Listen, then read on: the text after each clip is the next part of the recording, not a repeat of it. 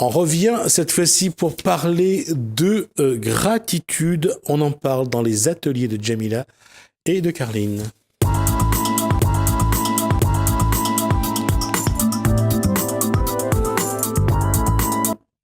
Bonsoir Jamila. Bonsoir. Alors, on n'a pas pris le temps pour faire du thé, pas d'amandes, rien, pas d'abricots. C'est quoi cette histoire-là? Ah bah écoute. Bon, allez, j'ai quand même exprimé ma gratitude. Merci d'être venu.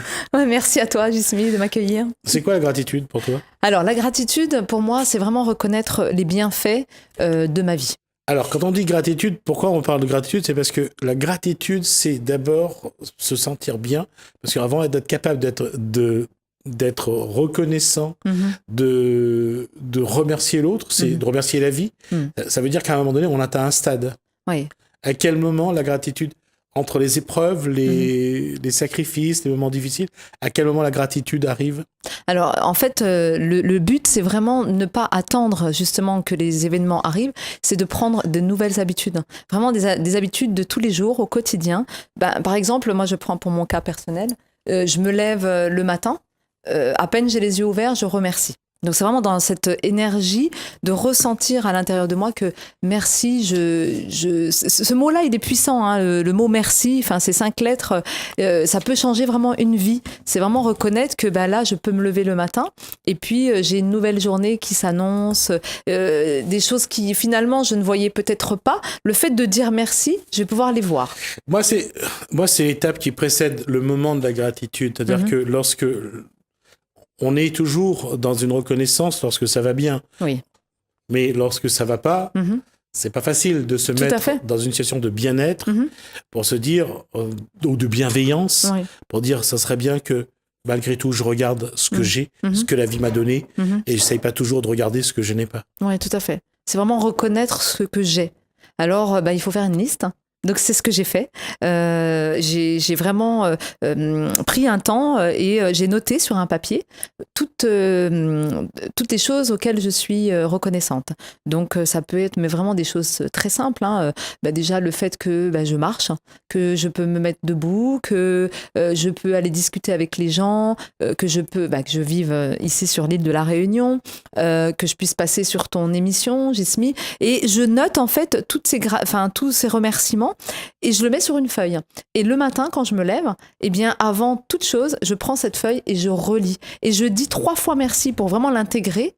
Et voilà, je suis là, je me lève ce matin. Merci, merci. Et finalement, c'est plus d'1 an que je fais ça. Et finalement, ça s'est vraiment révélé. Il y a des choses énormes qui se sont révélées dans ma vie. C'est que finalement, au niveau de la santé physique, la santé morale, j'ai même plus besoin de réfléchir à je me sens bien ou je me sens pas bien. Ça se met automatiquement. C'est vraiment incroyable. C'est vraiment une magie. La gratitude, le merci, c'est miraculeux, je dirais. Là, on dit souvent il faut un lâcher-prise, une remise en cause. Mais à quel moment on parle de dire, voilà, je suis capable de me reconnaître que je suis quelqu'un qui est bien, que ma vie n'est pas si mal que ça. Au contraire, il y a des choses positives. Quelle démarche doivent faire les gens pour arriver à cette étape de dire, quand je regarde entre ce que j'ai envie, entre ce que je n'ai pas, entre ce que j'ai, il faut que j'arrête de me plaindre. Oui. À quel moment? Je dirais que c'est au moment où on se pose la question, on se dit, tiens, aujourd'hui, je vais pas bien.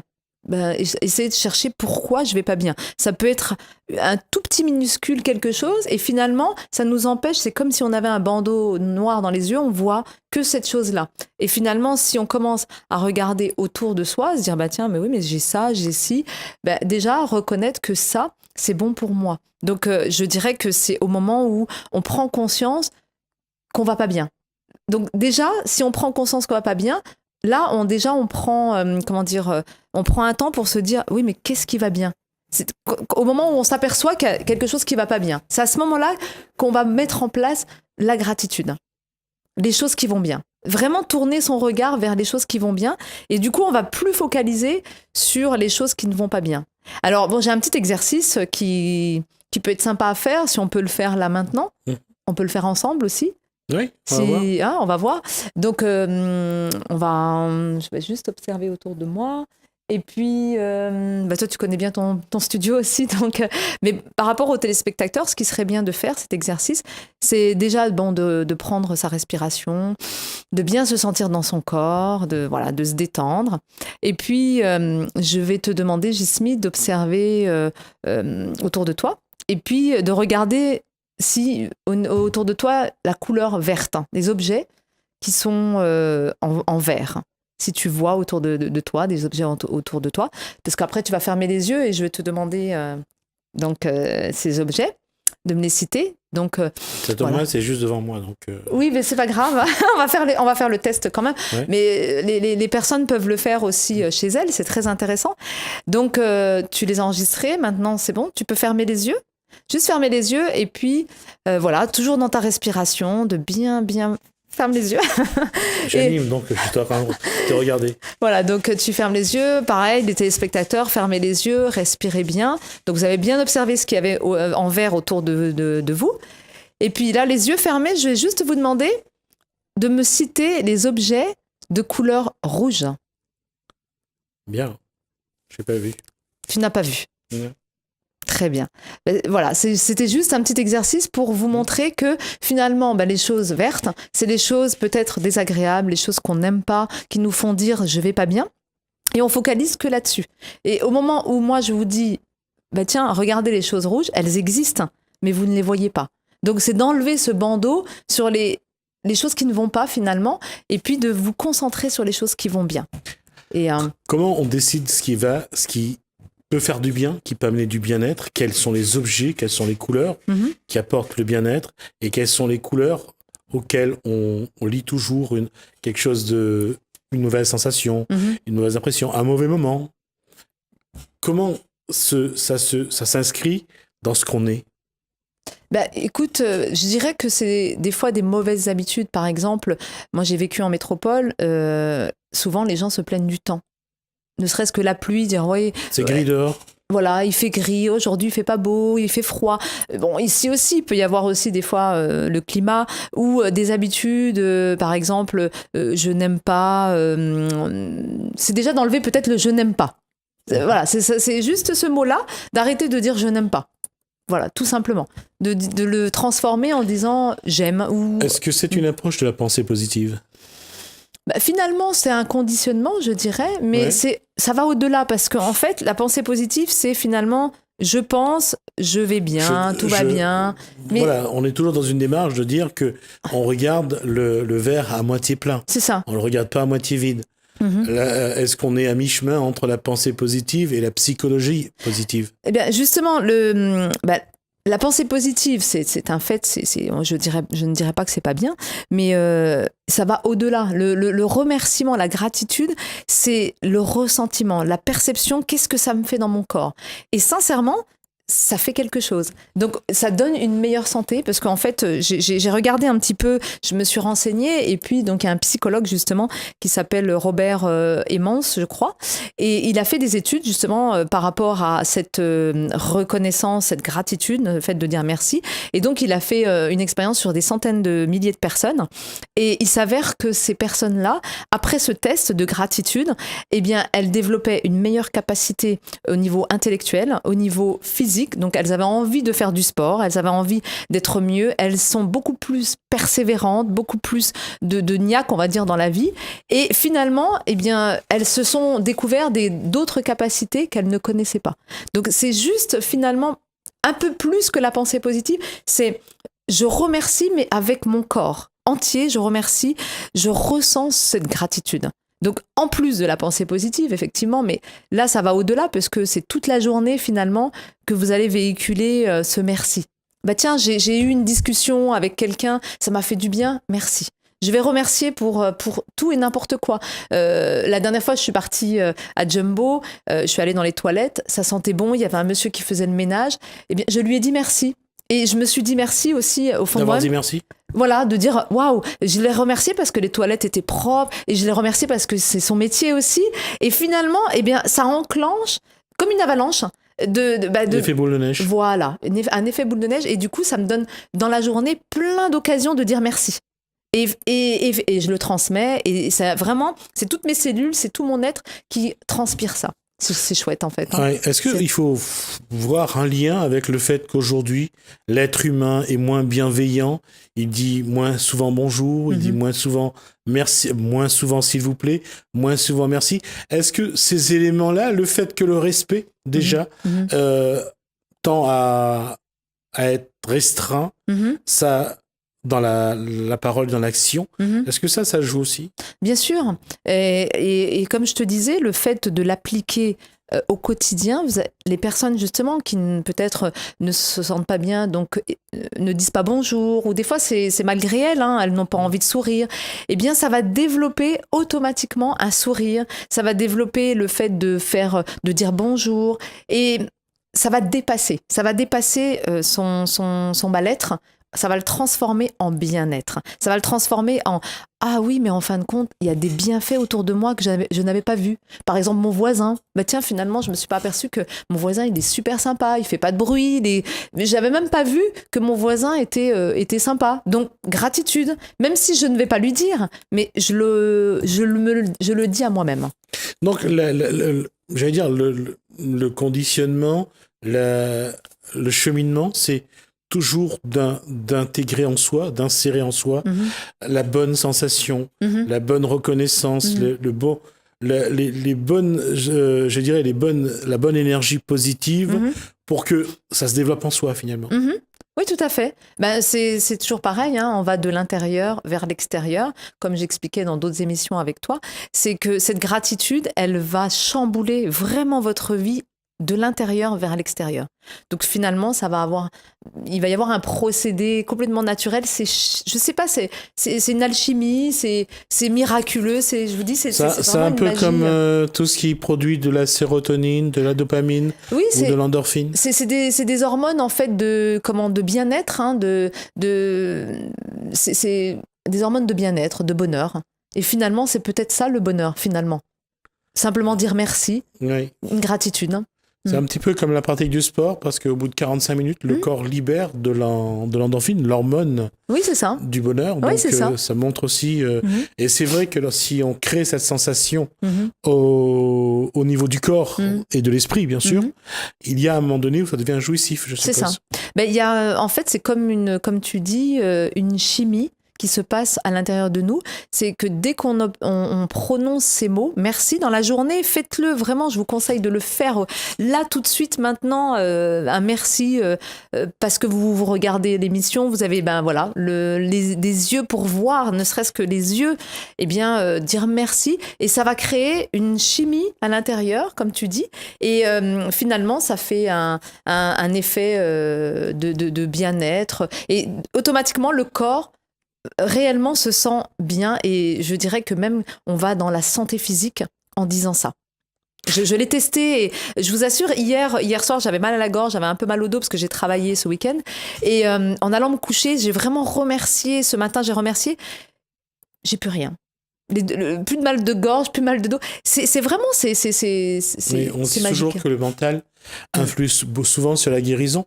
Mais il y a une chose aussi que on doit se dire, que dans cette démarche-là, il faut pas non plus attendre que ça se passe mal. Il faut pas non plus s'inscrire dans une démarche où la négation, l'énergie négative s'installe systématiquement. Et c'est vrai, quand les problèmes, les épreuves de la vie s'accumulent, c'est difficile de se dire on va s'élever pour penser bien, pour se dire il y a entre les problèmes de famille, les enfants, tout ça, les factures aussi à payer, l'argent qui se fait rare, on a tendance toujours à se plaindre, ce qui est une réalité. Ça, c'est une chose. Et il y a autre chose aussi, c'est que souvent on se rend compte qu'on a de la chance lorsqu'on voit quelqu'un qui a une souffrance qu'on n'a pas. Surtout, par exemple, lorsqu'on regarde des personnes en situation de handicap, que ce soit des paraplégiques, les tétraplégiques. On se dit, nous, on a la chance comme vient de dire Jamila, on peut ouvrir les yeux, on peut entendre, on peut parler, on peut se mouvoir, marcher. Ça, on ne se rend pas compte à quel point c'est un trésor qu'on a. Et c'est lorsqu'on ne l'a plus, ou qu'on l'a perdu, qu'on se rend compte que c'était important. Ouais. Et c'est vrai que la gratitude, c'est aussi de se dire, merci de pouvoir boire, de parler, d'entendre, de s'exprimer, de pouvoir se mouvoir. Ça aussi, c'est quelque chose. Et c'est vrai qu'on ne dit pas assez merci à la vie de nous avoir donné ces éléments-là. Tout à fait, ouais.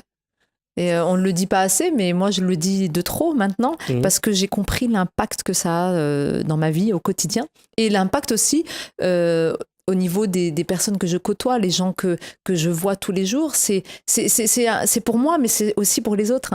Donc si chaque personne faisait ça, il se passerait un bouleversement, je pense, général. Je suis d'accord avec toi que y a des problèmes de société, on a des problèmes de famille, les gens sont dans le stress, le travail, mais à un moment donné, il faut vraiment prendre conscience que le merci a un impact tellement puissant.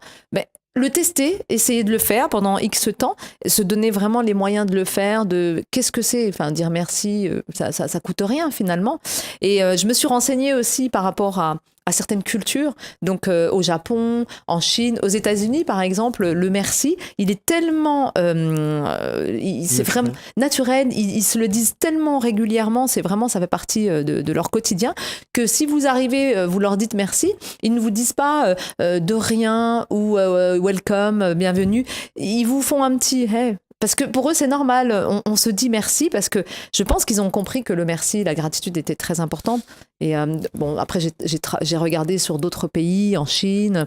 Il y a beaucoup de révélations. Chez moi, enfin, dans ma culture, maman, enfin, j'ai grandi avec le hamdulillah, enfin, en arabe, Dieu merci, mais en même temps, c'est merci. Et finalement, maman, elle le dit tous les matins, tous les jours. Et je la vois vraiment en forme, je la vois avec le sourire. Et elle m'a transmis ça. Et du coup, le hamdulillah, c'est... Waouh, j'ai à manger, je vais bien. Les problèmes, je les regarde pas, je regarde ce qui me fait du bien.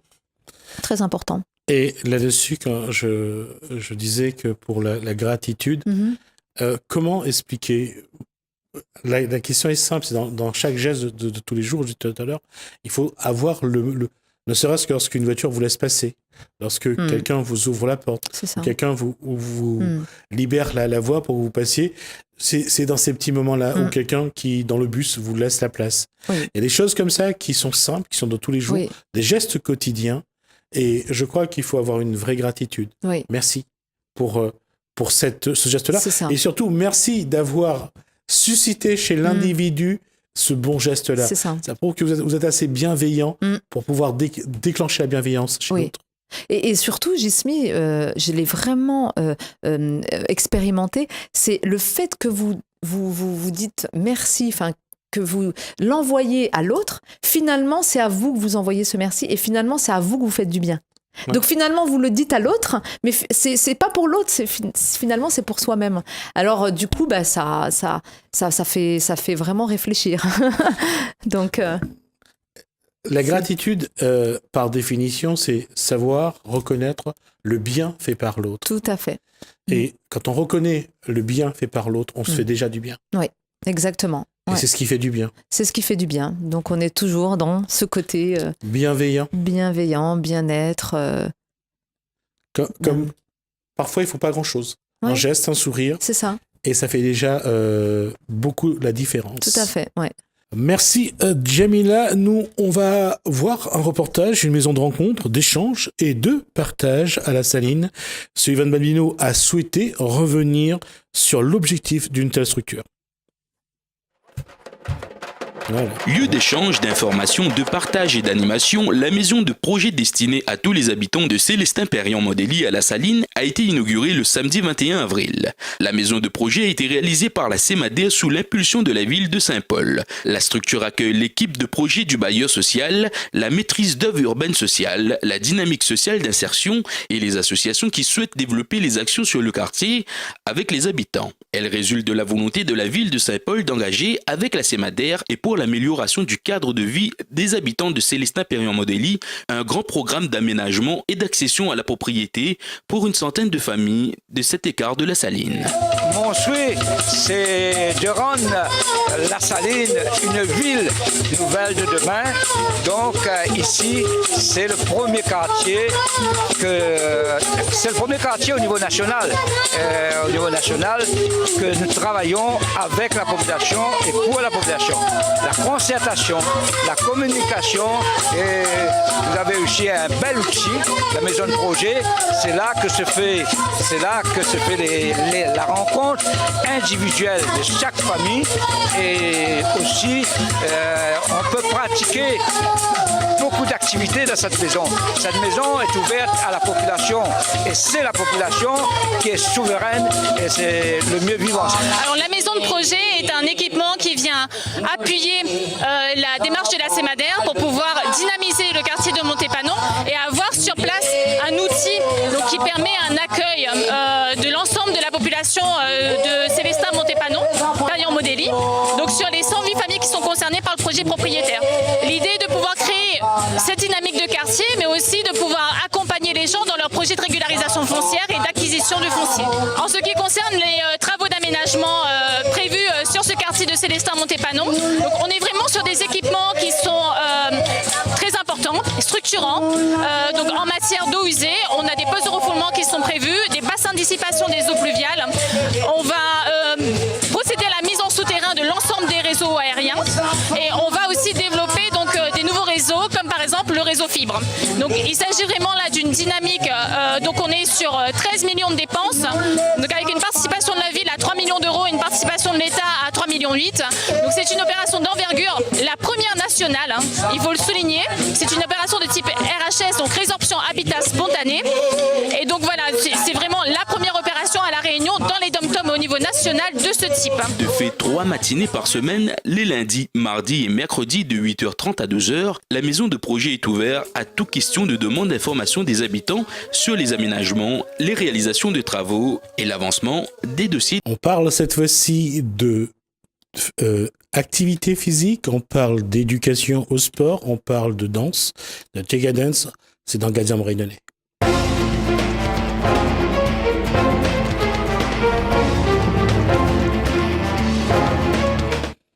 Envers et contre tous, son prénom c'est Hugo, mais son nom c'est Yves. Il est éducateur sport tout public. Bonsoir. Bonsoir. Alors, c'est quoi l'ATP finalement, avant que commence Roland Garros? L'ATP, c'est une activité tout public, ça veut dire c'est fait pour tout le public de 7 à 80 ans, enfin voilà quoi, seniors, adultes, adolescents, ados et les enfants du primaire. C'est une activité, c'est une nouvelle façon de faire du sport à travers un nouveau concept qui s'appelle le Tchega. C'est-à-dire? Tchega, c'est un mot malgache, hein, c'est à la base, en fait, c'est le mot, l'ancêtre du mot Sega, en fait. Tchega. Ça, et au départ, ça veut dire? Ça veut dire retrousser les habits puis danser, comme si on trousse le mot reste pour craser un Sega. Ça veut dire ça, en fait. D'accord. Voilà. C'est le mot Morès. S'exprimer. Nous, on dit Morès à l'époque. C'est le Morès qui est le Morès ou le culotte ou le comme on veut. Taille basse. Hein? Taille basse? Non, à cette époque-là, il point taille basse. Il avait le culotte, comme on dit, le short. Et donc, ce qui fait que ce terme-là, c'est un terme un peu, le mot est un peu oublié. Et c'est quand on a fait des recherches dans les archives pour retrouver un petit peu la base de l'histoire du Maloya, du Sega. Hein. Donc, on travaille un petit peu, on va dire un petit bout de temps, pendant 1 an, à faire des recherches, à travailler d'abord sur l'histoire, sur l'historique de un petit peu notre histoire. Notre culture, pour pouvoir arriver après à sortir un nouveau concept qui va, on va dire qu'ils mettent en avant la culture, le métissage de différents horizons qui forment le peuple rayonnais en fait à travers une activité. En termes, c'est nous qui tient notre racine dans le sport. D'accord. En tout cas, on a le rythme dans la peau, on ne doit pas taper sur le temps. Ah oui, bien, là, vous sentez tout de suite envie de bouger, voilà. Mais d'ailleurs... Alors, on va regarder les images concernant l'éducation par le sport. Qu'est-ce que Hugo a envie d'apprendre ou de montrer? Alors surtout, envie pas d'apprendre, parce que on va dire initier et surtout en même temps de sensibiliser on va dire les enfants, les adultes à notre culture. Notre culture, parce qu'on a tendance à La Réunion surtout, On aime bien tout ce qui vient de l'extérieur, c'est normal, c'est des choix. Hein.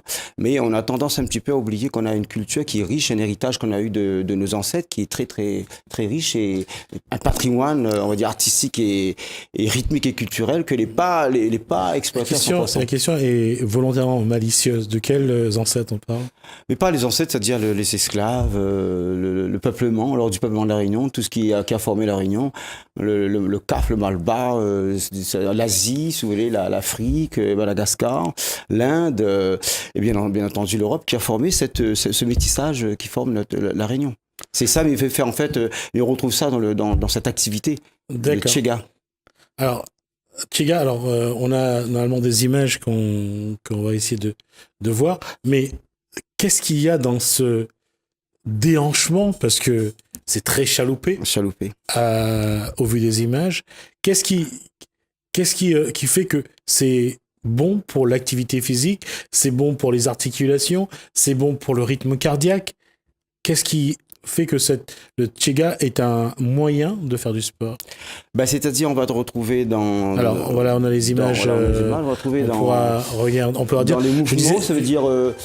ce que Mala a fait, c'est que Mala a repris un petit peu... Enfin, elle a repris l'histoire de mon enfance avec ce que Mala a vécu. Par exemple, là, on a un petit mouvement qui s'appelle le djembé.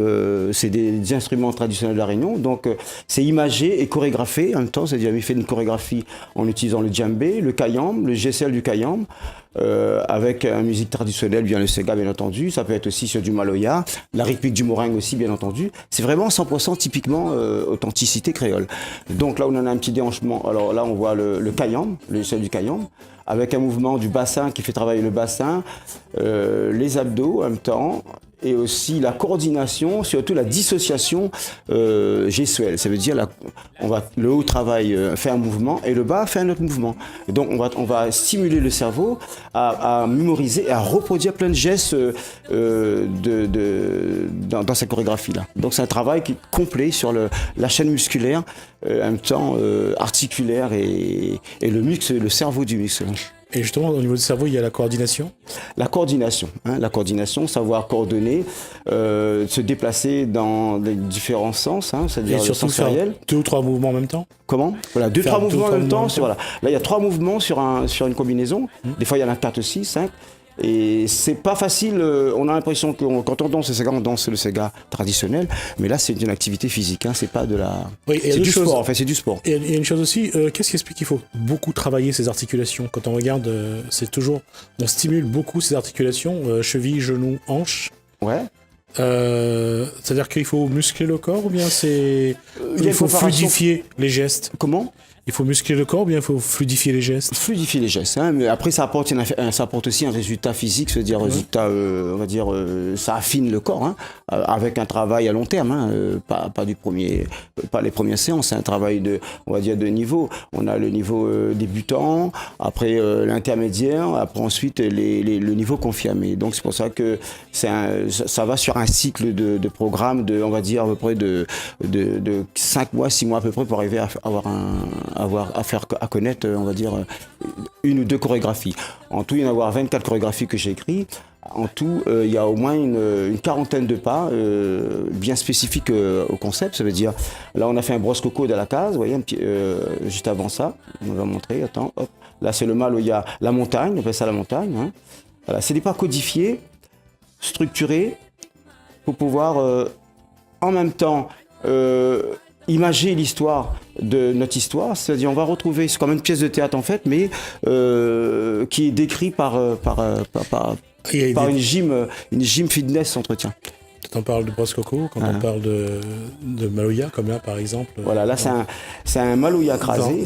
Dans le déplacement. Voilà, dans le déplacement. Toujours comme on le voit dans les différentes cultures, que ce soit chez les Asiatiques pour les arts martiaux ou pareil pour le maloya par exemple, c'est de reproduire les scènes de la vie de tous les jours. Exactement ça. C'est pour ça que, comme dit Brosse Coco, le kayam, le pilé, trappé, souké, palanqué, tous ces termes-là qu'on vit normalement, et m'a composé en codifiant les pas, c'est-à-dire en donnant bien des rythmes, des thèmes sur la différentes musiques. Voilà. Donc c'est les scènes de vie que je mets en sport en fait. Et derrière ça, il y a un objectif pédagogique. C'est plus facile à enseigner. Oui, ici il y a une base quand même de pédagogie, ça veut dire il faut d'abord avoir un ruban pédagogique, c'est-à-dire bien définir, compter qu'est-ce qu'on doit travailler, qu'est-ce qu'on veut apporter au niveau de cette activité-là, c'est-à-dire on va dire sensibiliser la culture, valoriser la culture avec nos potentiels culturels qu'on a, ça veut dire le Sega, le Maloya, on va retrouver aussi le Madagascar, l'Afrique, l'Inde, mais c'est différentes musiques, chaque continent va retrouver, par exemple le yab, c'est un pas, il appelle Koupkon. Le Koupkon va représenté par un gestuel de Koupkon sur un musique, sur une combinaison de gestes, imagés bien entendu. Après, on en a aussi les termes un petit peu, on va dire, docker, attraper, souquer, palanquer, c'est des termes docker. En fait, marin, il y a une association d'ailleurs des Amis de la Mer à La Réunion qui actuellement répertorie un petit peu les mots qui sont dans le langage réunionnais. Oui. Et qui, justement, comme souké, qui fait partie du langage marin. Marin, exactement. Et que le créole a changé. A changé, voilà, exactement. Souké, palanqué, trappé, sacouillé. Donc, des mots comme ça. En fait, les dockers, eux, quand ils étaient ils débarquaient les gros sacs de riz à l'époque, des 100 kilos, il y avait tout un rituel de trapper, hop. Palanqué, avec deux crochets. Donc tout ça, comme moi j'ai eu la chance quand on était petit voir tout ça là, et puis bon, mes parents en parlent moi parce que moi on a une famille sort dans la famille de, on va dire le Maloya, le Mouringue, surtout moi pas un Mouringueur on va dire, donc voilà, m'a baigné un petit peu là-dedans. C'est pour ça que après avoir on va dire passé des années en étant qu'éducateur, mais je dis pourquoi pas aussi écrire quelque chose que l'authenticité de notre culture. Là encore, il y a une démarche, j'allais dire, de transmission. Du patrimoine entre le coupeur de canne, entre le geste du Maloya, entre la brosse coco. C'est quelque part transmettre un petit peu notre patrimoine à ceux qui... Les jeunes, voilà. À la génération future. Et en même temps, c'est-à-dire prendre le passé, le mettre au présent, et pour pouvoir qu'il vit toujours dans le futur. C'est ça un petit peu le travail de tout cet ensemble de pédagogie, de mémorisation, d'apprentissage. Et justement, cet apprentissage, comment ceux qui viennent apprendre le Tchega, comment... Quand on leur dit brosse coco, pilé, comment ils prennent ça, c'est ludique, ça les aide à apprendre. C'est ludique, en même temps le côté pédagogique ludique, ça veut dire ils vont dire ça va tout de suite les faire tilter leur enfance. Donc créer un lien avec leur histoire, avec leur passé. Vie. Voilà, par exemple la lampe pétrole, le soubik, tout ça c'est des termes. Et aussi par exemple on a le vouv, pas dedans ça s'appelle le vouv, le bichic. Le bichic, on va mimer le gestuel du bichic, c'est le bichic quand il saute dans le panier. Donc tout ça, c'est des scènes de vie des Réunionnais. C'est à nous en fait qui le vit actuellement. Enfin, bichic l'a plus comme elle là, mais bon, moi j'ai eu l'occasion d'aller dans les embouchures avec mon papa pêcher le bichic. Donc et fait vivre ça dans une activité physique, c'est génial quoi. C'est très amusant, c'est en même temps, comme tu dis, c'est ludique et pédagogique. C'est le moment aussi de raconter un peu ces histoires d'avant, de revenir un petit peu sur des moments de vie de la Réunion d'il y a 30, 40, 50 ans, d'échanger avec cette génération-là. Oui, tout à fait, parce que comme ils animent dans les écoles primaires, les enfants, ils connaissent pas du tout. Ils n'ont pas connu ce que nous on a vécu. Donc en même temps, il y a même quelque chose une approche à la culture, mais sous forme de ludique, de pédagogique. Ça veut dire, ils vont aborder le tchèque-là-dedans, bien sûr adapté à leur niveau. Par exemple, quand j'ai pas pu emmener la brosse coco, il y en a qui connaissent, il y en a qui connaissent pas. Le soubik, le kayam, le kayam, tu connais, mais par exemple le batois, quand on avait un batois, on le linge. linge. Donc, il y a même tous ces ustensiles-là. Il y a il y a également le moulin à café. Le moulin à café. Ça, c'est pour le ségapillé, comme on dit souvent. Pilé, Ouais. on crase, on avait le moulin à maïs, Ouais. on a le mouvement du gestuel, on moule, et en même temps, c'est du sport. On travaille les bras, on fait une fois à droite, il y a des combinaisons, 8 ans, en fonction de la séance.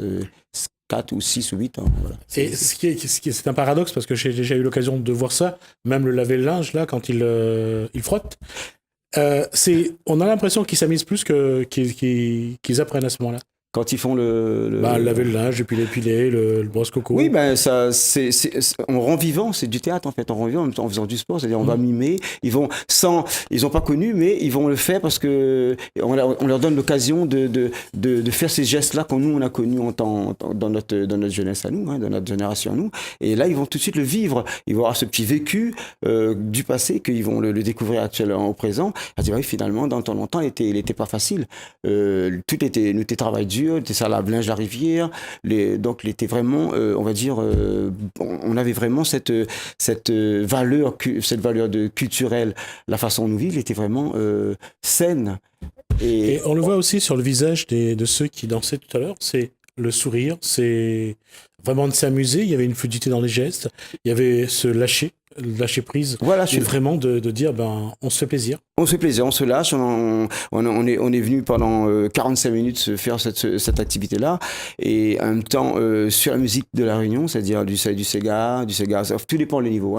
On a du niveau, par exemple, on va dire intermédiaire, c'est des Sega qui va monter le cardio pas trop, on va dire. Après, on a ce qu'on appelle un cardio pays. Là, c'est du rythme un peu plus, les élèves qui sont un peu plus, on va dire, confirmés. Donc on a tout niveau, et quand ils viennent à cette activité-là, c'est la convivialité, l'échange, le fait de retrouver, de vivre notre façon, notre scène de vie à nous dans une activité physique sportive. C'est ça qui est très intéressant. Ça fait combien de temps que tu as commencé? Alors j'ai mis 1 an et demi pour l'écrire, un an, enfin presque 6 mois en recherche aux archives sur l'histoire un petit peu de la Réunion, et après j'ai commencé à écrire pendant 6-7 mois. Et après, au bout de 3 mois après, j'ai commencé à écrire les pas, voir qu'est-ce qu'il fallait faire. Au début, j'avais 24 pas, comme j'avais énoncé tout à l'heure. Après, au fur et à mesure, c'est comme ça évolue. Comme je fais pour les seniors, il y a 1 an déjà, je fais pour les seniors, ça veut dire les Challenge Seniors, ça veut dire c'est une association que j'interviens tous les vendredis. Et quand j'ai emmené le Tcheganos, les mêmes éléments d'apprentissage. Voilà, mais pas la même pédagogie. La pédagogie est différente, mais ils se sentent tout de suite l'émotion, les souvenirs sont revenus, et en même temps ils m'ont appris des choses aussi en même temps. Il y a eu cet échange aussi, que certains outils, certaines façons de faire à l'époque, moi je connaissais pas, ils m'ont donné aussi un petit peu cette connaissance-là, et j'ai pu écrire des pas aussi, de nouveaux pas qui rentrent dans la partie, on va dire, senior, adultes, on va dire cardio, etc. Et les enfants avec un support pédagogique tel que la brosse coco, j'emmène la brosse coco, j'emmène le vous, j'emmène le caillam, j'emmène tout ça. Donc ils voient, et en même temps, c'est pas directement à la danse pour les enfants, c'est on va dessiner, on va d'abord travailler, connaître un petit peu, se poser des questions, échanger, et après on passe au pas à la danse, au sport après. Qu'est-ce qui, en 3 ans, comment les gens ont appréhendé cette nouvelle façon de faire du sport, ou de s'éduquer au sport? Comment ils voient ça, et juste, est-ce que le public, j'allais dire, évolue? Est-ce qu'il y a de plus en plus de monde qui pratique? Oui, il y a beaucoup plus de monde, donc surtout dans le sud. Dans le sud, on est passé au départ, on était, on va dire, une cinquantaine quand j'ai commencé au début. Maintenant, on est à peu près à 200-250 personnes qui pratiquent dans le sud le Tchegalance. Et ils sont régulièrement présents, ils participent régulièrement au... Il y a des personnes qui sont, on va dire, qui sont réguliers, on va dire aller sur 60% à peu près qui sont réguliers. Et après c'est aléatoire, il y en a qui viennent, qui repartent, c'est comme un peu tout. On aime bien après goûter un peu, voir un petit peu ce qui se passe à l'extérieur. Mais il y a quand même 60% qui est toujours assidu, qui est vraiment imprégné de ce. Pourquoi? Parce que comme pour l'instant je suis le seul, comme je suis le concepteur, j'ai écrit, et donc il y a que moi qui peux enseigner. J'ai protégé ce concept-là. Et donc, pour l'instant, comme je dis bien, dans le sud, et il y a la demande. Il y a la demande dans l'ouest, dans le nord, dans l'est. Hein. Donc j'ai fait pas mal de promotions pour faire connaître un petit peu partout dans les associations. Il y a la demande, mais il faut que maintenant j'ai du relais derrière. Donc il faut que j'attends sur les futurs animateurs, animatrices de Check Dance pour pouvoir élargir, le faire connaître à La Réunion. Voilà, et surtout, on n'a pas encore terminé, on vient de faire un clip pour faire connaître un peu plus le Check Dance avec David Luisin, qui est le réalisateur et le producteur, hein, et qui a mis la musique, j'ai pris sa musique et j'ai mis les pas de danse dessus pour pouvoir faire la promotion. Donc sur ce clip-là, on va présenter le Check Dance dans son authenticité, en toute authenticité. Pardon. Quelle va être l'étape suivante pour Hugo? Alors là, maintenant, ça va être, comme je disais tout à l'heure, avoir des futurs animateurs, animatrices. On est en train de travailler avec mon comité on est en étude ensemble, comité régional du sport pour tous à la Réunion. Et je l'ai soumis le projet d'avoir des animateurs, animatrices, et on est en train de travailler dessus. Et bientôt, je pense qu'au mois d'octobre, ça va se faire. On va lancer une formation pour qu'on puisse avoir des personnes qui va animer, qui va prendre le relais, bien entendu, du Check Dance. Quel profil on va dire le profil, ça peut être une personne qui est déjà dans le sport, hein, qui fait de la gym entretien, qui aime la musique de la Réunion, qui aime la tradition, qui aime la culture de la Réunion. Hein, pour pouvoir enseigner, il faut d'abord être aimé. Si on n'aime pas, on ne peut pas faire quelque chose. Hein. Moi, je fais ce concept-là avec passion, avec amour, parce que j'aime notre culture. Je trouve qu'on a un potentiel énorme, et il faut le vanter, il faut le mettre en valeur, il faut l'exprimer. Voilà, donc il faut s'affirmer là-dessus. Donc, je pense que on va voir avec les futurs animateurs, animatrices, qui soient déjà un critère sportif et qui ont envie d'animer ce concept-là. Hugo, comment te contacter s'il y en a qui sont intéressés? Là, pour l'instant, on peut me contacter, enfin rentrer avec moi en contact par le réseau, hein, par le Facebook. Hein. Donc, c'est Chega Dance Hugo. Hein, donc, ils tapent sur ma page. Et là, s'ils ont besoin de plus d'informations, connaître un petit peu plus où ils veulent pratiquer dans le sud pour l'instant, comme je dis bien, parce que j'anime à Saint-André, au Tampon, à Saint-Joseph, à l'Entre-deux, à Saint-Louis. C'est le point chaud en ce moment qui marche très très bien dans ces zones-là. Et donc, je pense avec par la suite, ça va venir après dans les. Je souhaite de tout cœur que ça s'agrandisse. Hugo, Yves, merci pour toutes ces informations. Je vous remercie. On a parlé d'ATP, donc l'activité physique pour tous, qui est activité physique pour tous. D'accord, on aura l'occasion de revenir. J'espère. On a eu l'occasion déjà d'en parler il y a voilà, on a encore l'occasion. À moins qu'il y ait une actualité à annoncer. C'est-à-dire, bientôt le clip va sortir de présentation, comme je disais tout à l'heure, à peu près dans un mois, avec David Luisin. Et en même temps, je profite pour remercier tous les soutiens que j'ai au niveau des associations qui a vraiment adhéré à ce concept-là.